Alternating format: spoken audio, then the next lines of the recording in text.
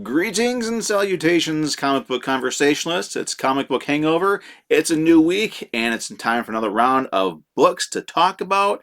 And as I said last week, I have a stack of new books to talk about, to show off rather, that I got this week. And this, of course, is a combination of last week and this week.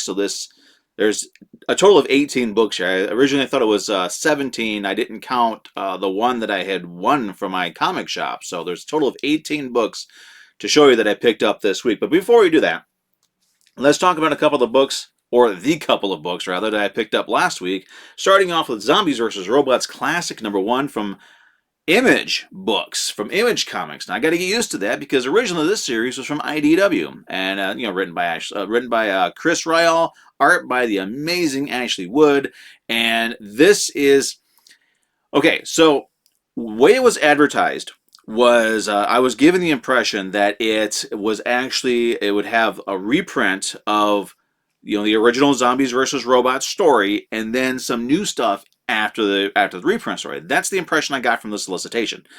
Completely and totally wrong. Basically, what this is this is an updated retelling of the first Zombies versus Robots story. So we're getting the origin for it for a whole new generation of people. I mean, it's been a very long time since we've had a Zombies versus Robot comic book. Way too long. This book is amazing. I've always enjoyed these. I like the first couple of miniseries more, the Zombies versus Robots, and then the follow-up Zombies versus Robots versus Amazons. Once it kind of became an ongoing series, I think it ran for like 10 issues, it just kind of became more watered down. It kind of moved away from its original concept. So I'm hoping that this reset, new publisher, retelling of the origin, retelling of the first story rather, I'm hoping this is getting back to basics. I mean, we can still accept everything that happened before, but I just want to get back to basics with this, and this is a great start. So if you're a fan of Zombies versus Robots, if you've got them all, you still definitely want to check this one out because it's an interesting sort of, gives you interesting insight as to how the whole thing started. Okay, so it's sort of rehash, but it's done in the new way. I was thoroughly entertained. I wasn't bored at all, and it actually helped me remember some things I had long since forgotten. There's also some new material in here that is definitely worth checking out. Some very entertaining stuff. There's a nice little short story in here about a human and a robot that they're fighting the zombies, and they wind up they get into an accident. I'm not going to get the specifics, but it's a neat. It shows how some of the robots actually did form relationships with their humans, and it was very well done. Very well done story. So, Zombies vs. Robots Classic. It's not a reprint. It's a retelling, not a remake, not a reboot. It's just a retelling of the Zombies vs. Robots origin and how everything began. So if you're if you're a fan of the old school Zombies vs. Robots, you definitely want to pick this up. If for nothing more, some amazing Ashley Wood covers. I mean, I picked up the other ones that my LCS had this week. So when I get to the new books, I'm definitely going to have some other ones to show off because there's some great stuff. Ashley Wood's an amazing artist. But anyway, the other one I picked up last week, Ghost Rider, Volume 498, #2, and I still have questions about this. I have a lot of questions about this. Like, is the demon that's inside Blaze that's turning him into Ghost Rider? Is it Zarathos? Is it a spirit of vengeance? Because he was never a spirit of vengeance before. Why do Ghost Riders now have to look like Danny Ketch? What the hell is with all those chains? There's a scene in here. Yeah, scene in here. Sorry, my allergies are still kicking my butt. But he's got he's there. I don't know if it's yeah, you can kind of see he's got chains wrapped around his waist there, and they're all flipping around, sort of like Doctor Octopus's arms. Makes no sense at all, and it kind of takes away from the look of Ghost Rider. But one thing that people have said about this over the past week is that this is pure horror. This is pure horror, and I'm thinking this because there's a monster in here that eats a person, and there's a human that sort of sacrifices the other people to this monster. Ghost Rider shows up and does his thing. That is horror, but this book is actually nowhere near as violent as the Danny Ketch series was when it first started. The first 10 issues, which I will be doing a review for soon, were way more violent than this in terms of if you think in terms like me, where I mean, violence against adults is okay, but when you get violence against children, that takes it to a whole new level, and that's where the Danny Ketch Ghost Rider started. But aside from that, and just a few questions, again, is this a spirit of vengeance? And I don't know. I want some explanation. This is one of those rare times where I do want some explanations as to what the hell is going on, because I love Ghost Rider. I'm glad they have a flaming skulled Ghost Rider actually riding a motorcycle, not driving some souped up car. And some, I don't know I don't know what the deal with Robbie Reyes' helmet skull thing is. I don't like the way it looks, but it's nice to have an actual Ghost Rider again. But so many questions that need to be answered. Is he a spirit of vengeance? Why does he, why is he using penance? I mean, that was a Danny Ketch thing. That was a Noble Kale thing. There was a scene in here where he points at the bad guy and says penance, and the guy grabs his head and breaks his neck. So I mean, is this a new? Does this Ghost Rider, this version of him, have the ability to control people's minds? I mean, that does kind of take us into a whole new area here that I don't know if we need to get into. But I mean, he either controlled the guy's mind, or the guy was like, there's no way I'm going to get out of this, so I'm just going to kill myself. So it was either murder by mind control or suicide. It was one or the other. But there's a lot of questions, and I know we're only 2 issues into this, and we got a long way to, hopefully a long way to go. But aside from that, aside from those couple of questions, I am liking the tone of this, where it is less superhero and more just sort of, back to basics, bare bones, no pun intended, grit and gritty. It's the kind of book that we don't really have a whole lot of stuff like this from Marvel. I don't think it's all superhero stuff. It's all stuff where the only reason why we're doing this is because there's a movie or a TV show coming out. This is Ghost Rider. They're celebrating their 50th anniversary. We got a new version of Ghost Rider here. It has a new look. Overall, I am enjoying the look. I do like I'm getting used to the look of the new bike. It's just all these chains whipping around. That does nothing for me. So hopefully that ends soon. But overall, as a Ghost Rider fan, I am enjoying this new series. A hell of a lot of questions about it. But that aside, I am enjoying this new series. It is nice to be reading a Ghost Rider book. It's nice to be able to go down to my LCS and pick up a new issue of Ghost Rider again. It's great. So those really, like I said, last week I could only pick up 2 books for myself, and then the Sonic the Hedgehog 2 prequel book for my son, who has officially started his own comic book collection with that book. I'm so proud of him. So that said, let's get into this week's books. Now, like I said, there's a lot to cover here, so let's just get started. And this is a mix of stuff from last week and this week. So, I've been taking pictures, I've been looking through them, reading them, all that sort of stuff. So they're out of order. There's absolutely no order. That even variants are kind of all over the place. So first up, this one I'm glad they put out. This is Facsimile Edition.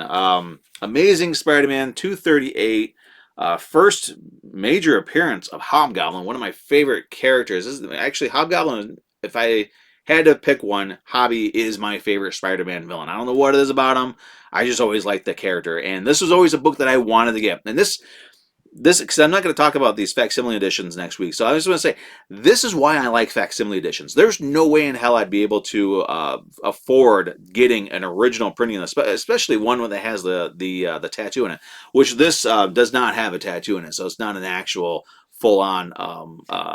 There's the advertisement for it, but it doesn't have the tattoo, so it's not an actual 100% facsimile. Shame on you, Marvel. But facsimile editions are great because if you can't afford them, or if you just want to have the book in your collection, you can get them and read them and get their original format. Like I said, you get the original advertisements on all of them, and it's $3.99 for them. So it's great. So I'm happy having this facsimile edition. I don't need to get the original now. I've got the facsimile. It's good enough for me. I'm a collector. I'm a fan. I'm not an investor or a speculator or anything like that. So it's great. And even if you are a speculator or investor, these are still good to get because then you can still enjoy the book and not touch your original, especially if you have a high grade for these older books. So it's great. It's nice to have. And also, as always, I like to point out when you're looking for these books, especially if you see this on eBay and it's got a great price for it, look at the cover price. Cover price for the facsimiles are $3.99. You're going to have the modern era Marvel logo on there, and the UPC box will always hug the edge. If it's on the bottom, it's going to hug the edge. If it's on the side, it'll hug the spine. There will not be a space on them like they used to, because UPC boxes used to float in the corners. They don't do that with these facsimiles. So keep that in mind. If you see something like this on eBay, and a lot of times, there's these swindlers on eBay that won't point out right there. They'll kind of bury it somewhere in the description sometimes that it's a facsimile. Look at the cover. Look at the cover, and if you see a $3.99 cover price, that is a facsimile. Do not pay premium prices for a reprint. That's not necessary. The next one, I'm so excited about this one. Spider-Punk #1. Now, this is kind of weird because the paper for this feels like a really thin book. Now, this is, granted, this is a facsimile, but this has some heft to it. This is just like it's like a wet noodle. Look at that. This one, it's weird. It's very thin. I don't know what the hell's going on here, but Marvel, you need to step it up, especially if you're going to be putting out a #1 issue for a very popular character, an awesome character. I've enjoyed this guy since he made his first appearance during the whole one of the Spider-Verse events, and have waited for him to get something, a one-shot, an annual, a mini-series, something, and he finally got it. So my only hope is they don't screw it up, because I know he's Punk, I know he's black, I know he's alternate reality, and I still remember the enjoyment of watching him kill his world's version of Norman Osborn by hitting him in the head with his guitar. That's great. But I'm hoping that whoever's writing this, we don't get into a bunch of woke stupidity and any kind of racial stuff or SJW crap, because we don't need it. We need comic books that are fun. We don't need comic books that are preachy. If you want to do a preachy comic book, make your own. Don't hijack an established popular character or a new popular character. Don't hijack them because you want to preach your stupidity. Make your own character, and if it's great, I'll still check it out, and I'll probably still enjoy it. But don't hijack a good character because you want to be stupid. Anyway, moving on. Little Monsters #2. Enjoyed the first issue. Figured, what the hell? Why not? I'll check out the next. I don't know if it's a miniseries or an ongoing. The idea, the concept for it seems like it would work better as a miniseries. So, speaking of miniseries, actually maxi series, 3rd issue of Monkey Prince. I have enjoyed the hell out of the first 2 issues of this, and I'm very much looking forward to enjoying the rest of it. Back to Marvel. Still thicker. Wait, see? I put my thumb there right in the middle, and look, it barely bends, even a little bit. She-Hulk #2 with the corner box. Love those. Although it's kind of weird seeing Jack of Hearts with hair, and why they're drawing him like such a pretty boy. It's weird. But nice to have him back as well. Another facsimile. It's cool. It's kind of cool having 2 facsimile editions. Spectacular Spider-Man #1. Now, Marvel a couple of years ago did this as a True Believer. So I have a $1 reprint for this, and now I have an actual facsimile for it. So that's kind of cool. And again, look. See? $3.99 cover price. There you go. There's the Modern Marvel logo, and look at that UPC box. It's hugging the spine and hugging the bottom. Always keep an eye out for that. It's very important. I don't want anybody to get screwed on, especially if you're starting a hobby and you want to get some of these iconic books, some of these classic books. I don't want anybody to get screwed on it because it'll kill their interest in the hobby. That's my main reason for doing that. Next one, Strange #2. Can't believe it's just on #2. I'm really looking forward to at least a decent run for this one, because the first issue was a lot of fun, and I'm hoping that it isn't just like a 4 or 5 issue thing. I know we got a new Doctor Strange movie coming out, directed by the great Sam Raimi, and usually what Marvel does is when they have a movie coming out or a TV show coming out, they'll change the direction of their books to match the movies, which is the dumbest thing ever. But I'm hoping that Clea sticks around as the Sorcerer Supreme of the 616, because she's a lot of fun. I loved her in the first issue. So now we go to to the Radiant universe. Radiant Red, I think this is #2. I'm loving the Radiant stuff. Very interested to see how far it expands. This is a book that I picked up just because of the cover. This is Astro City. That was then #1. I don't know if it's I've never read an Astro City book. This is actually the first one I've ever picked up. And I got it because it's got the Radiant Black on the cover. And figured, why not? It's cool. It's Radiant Black's first appearance in another comic book cover that's not even related to him. Variant cover from last week. Got this at cover price because it was on my poll. Amazing Spider-Man '93. It's pretty cool. Looks cool even in person, but I don't know what I'm going to do with it. Silver Surfer Rebirth #3. Another great miniseries. Another great corner box. I love those. So glad they're back. This is the one that I won from my LCS. Land of the Living Gods #1 from Aftershock. I don't know anything about this. I think I put my name in it because I thought the cover was kind of cool. Out of all the books, I was like, this is the one that the cover really kind of caught my attention more than the other books that they were offering that week. So whatever. Another super flimsy. Look at that. Look how flimsy that is. And it's so thin. So Spider-Punk, probably my least favorite of the 3 variants. This is the head variant. Not really my favorite. My favorite one of the variants was this one here. I just love that. That's great. Spider-Punk is an awesome character.